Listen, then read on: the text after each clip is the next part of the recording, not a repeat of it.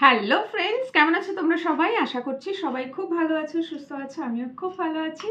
চলে এসেছি নতুন আরো একটা ভিডিও নিয়ে। আজকের ভিডিওটা রিকোয়েস্টেড ভিডিও, আর রিকোয়েস্ট করেছে বলেই আমাকে ভিডিওটা বানাতে হচ্ছে, নইলে কোনো প্ল্যান ছিল না ভিডিওটা। থাম্বনেলে টাইটেল দেখে তোমরা বুঝে গেছো। হ্যাঁ, আগে প্রচুর এক্সারসাইজ যোগা আমি বাড়িতে করতাম, আর করতাম বলে তার উপরে ভিডিও বানিয়ে আপলোডও করতাম, আর তোমরা ভিডিওগুলো একটু পছন্দও করতে। বাট যবে থেকে জিমে ভর্তি হয়েছি, বাড়িতে এক্সারসাইজ তো হয়ই না করা, তাও মাঝে মধ্যে করতাম। বাট এখন জিমও যাই না, বাড়িতেও এক্সারসাইজ করা বন্ধ। অনেক ইনস্ট্রুমেন্ট কিনে রেখেছি জিমের জন্য, মানে বাড়িতে করব এক্সারসাইজ তার জন্য, বাট করা আমার হয়ে ওঠে না। আর আজকের ভিডিওটা রিকোয়েস্টেড। আমাকে অনেক দিন দিয়ে অনেকে বলছে যে exercise video, yoga video upload করো। আমি করি না বাড়িতে, তাই ভিডিও বানানো হচ্ছে না। আর লাস্ট 2 থেকে 3 বার একজন আমাকে কপালভাতি প্রাণায়াম করার জন্য আমাকে মানে রিকোয়েস্ট করছে। সো যাই হোক, আমি সেইটা করব। কপালভাতিটাকে কি বলে, প্রাণায়াম বলে, যোগা বলে, কি বলে? সরি কিছু ভুল বলে থাকলে। সো যাই হোক, আমি ওই যোগাটাই এখন করব। তো তার জন্য দেখো আমি পরে নিয়েছি আজকে একদম প্রপার জিম কস্টিউমে রয়েছি। এটা আমার স্পোর্টস ব্রা, যেটা আমি যখন জিমে ভর্তি হয়েছিলাম তখন এটা কিনেছিলাম। সো এটা কখনো জিমে এইভাবে পরা হয়নি, এটা আমি ভেতরে পরতাম আর ওপর থেকে পরতাম টি শার্ট।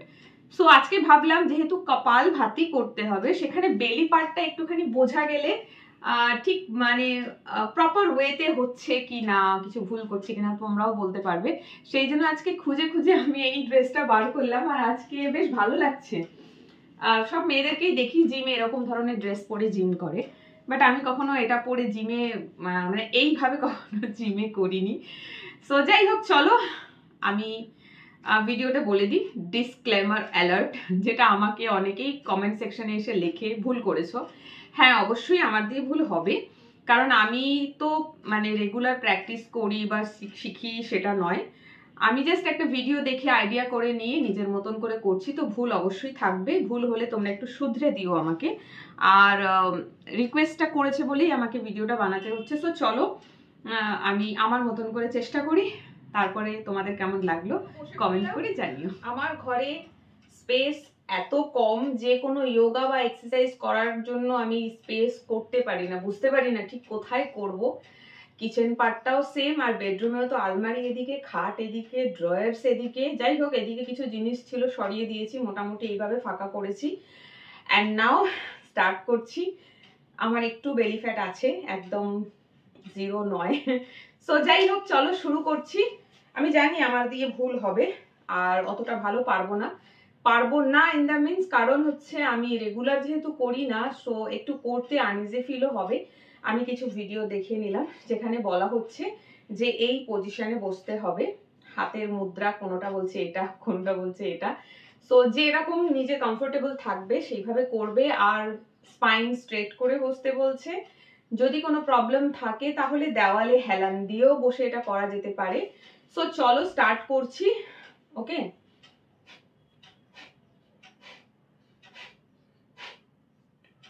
মেইন জিনিসটা হচ্ছে পেটটাকে ভেতরে করতে হবে আর নিঃশ্বাসটাকে বাইরে ফেলতে হবে। সো অনেককে দেখেছি এটা খুব ভালো করে করছে, আমি খুব ভালো করে পারবো না, তবে আমার মতন করে চেষ্টা করছি। ওকে চলো, এটা আমি 1 মিনিট মতন কন্টিনিউ করব, মিনস এটা 60 বার করব।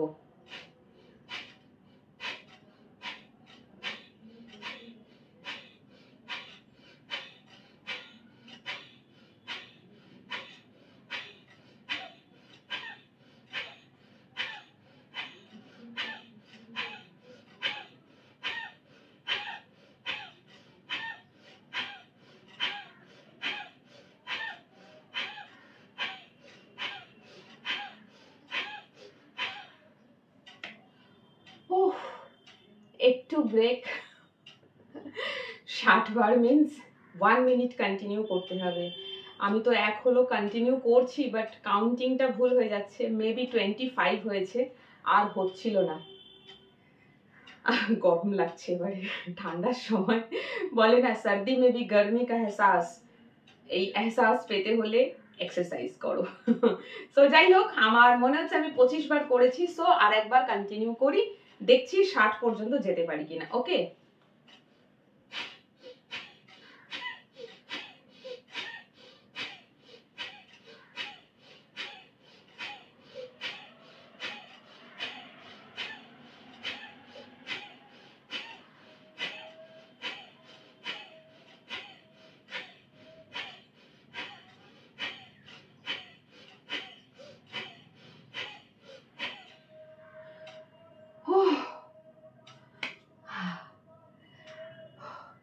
মেবি কত করলাম, এ মা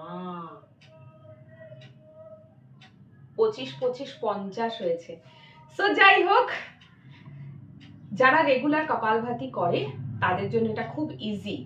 আর আমি দেখেছি যাদের বেলিতে বেলি ফ্যাট নেই তাদের জন্য এটা খুব ইজি হয় করা, ঠিক আছে। আর আমাদের যেহেতু ফ্যাট ভর্তি, দেখছো এই যে, চেষ্টা করলেই কমানো যায়, আমার চেষ্টাটা নেই, একেবারেই নেই। চেষ্টাটা 1-2 দিন থাকে, তারপর আবার জিরোতে পৌঁছে যায়। তো যাই হোক, উপরওয়ালার উপর ছেড়ে দিয়েছি, যত মোটা করতে চাও আমাকে করে নাও। তবে যাই হোক, নিজের দিক থেকে একটু কন্ট্রোল করার চেষ্টা করি, সেটা হচ্ছে খাওয়া দাওয়া। এখন যেহেতু এক্সারসাইজ করি না, না বাড়িতে না জিমে যাই, কোনোটাই হয় না। হ্যাঁ, ডেলি কাজকর্ম তো থাকেই, আর বাড়ির কাজ, অফিসের কাজ সবই করি, নিজে হাতেই করি। আর তার সাথে যেটা হচ্ছে খাওয়া দাওয়া কন্ট্রোল করি। আগে খুব বাইরের খাবার খেতাম, এখন বাইরের খাবার খাওয়া খুব রেয়ার, মাঝে মধ্যে। আর সারাদিনে বলতে পারো টুকটাক খাই, তবে হেভি ফুড যেটা সেটা একবার। সন্ধেবেলা খুব একটা খাই না, সপ্তাহে 1 দিন মতন বা 2 দিন মতন হয় আমি সন্ধ্যার পরে খাই, মানে রাতে খাই। এর বাইরে আমি আর খাই না। বাকি দিনগুলোতে সন্ধ্যার মধ্যে যা খাবার আমি খেয়ে নিই, সন্ধ্যার পরে আর খুব একটা খাই না। খেলে হয়তো একটু চা খেলাম, বা এর বাইরে কিছু খাই না। সো ওয়েটটা যাতে না বাড়ে তার জন্য আমি খাওয়াটাই কন্ট্রোল করছি আর কি। বাট এক্সারসাইজ করা হয় না। বাট দুটোই যদি একসাথে করা হয় না, খাওয়া দাওয়াটাও কন্ট্রোল করছি, সঙ্গে ডেইলি ওয়ার্কআউট করছি অ্যাটলিস্ট 30-45 মিনিটস অর 1 আওয়ার, তাহলে এটা খুব তাড়াতাড়ি হবে। বাট আমার মধ্যে না সেই মোটিভেশন জিনিসটাই নেই, ভীষণভাবে ডিমোটিভেটেড আমি। নিজেকে অনেক মোটিভেট করার চেষ্টা করি, বাট আমার পারিপার্শ্বিক পরিস্থিতিটা এমন থাকে যে আমাকে সেই মোটিভেশনের রাস্তায় যেতেই দেয় না, অলওয়েজ ডিমোটিভেটেড হয়ে পড়ি। সো যাই হোক, ওয়েট যেখানে আছে সেখানেই থাক, না বাড়লেই হবে। সো যাই হোক, চলো আজকের ভিডিওটা এখানে শেষ করছি। যে কপালভাতি যোগাটার জন্য আমাকে রিকোয়েস্ট করেছিলে, আমি একটা মানে একেবারে জিম ওয়্যার পরেই আজকে সেটা করার চেষ্টা করলাম, আমার মতন করে চেষ্টা করেছি। জানি হয়তো আমি ভুল করেছি, সো যদি কিছু ভুল করে থাকি আমাকে কমেন্ট সেকশনে কমেন্ট করে জানিও, ভুলটা শুধরে নিয়ে এটা আর একবার করার চেষ্টা করবো। আর যদি ঠিকঠাক করে থাকি সেটাও কমেন্ট করে জানিও, খুব ভালো লাগবে। সো চলো আজকের ভিডিওটা এখানেই শেষ করছি। তোমরা দেখো কেমন লাগলো, কমেন্ট করে জানিও। টাটা।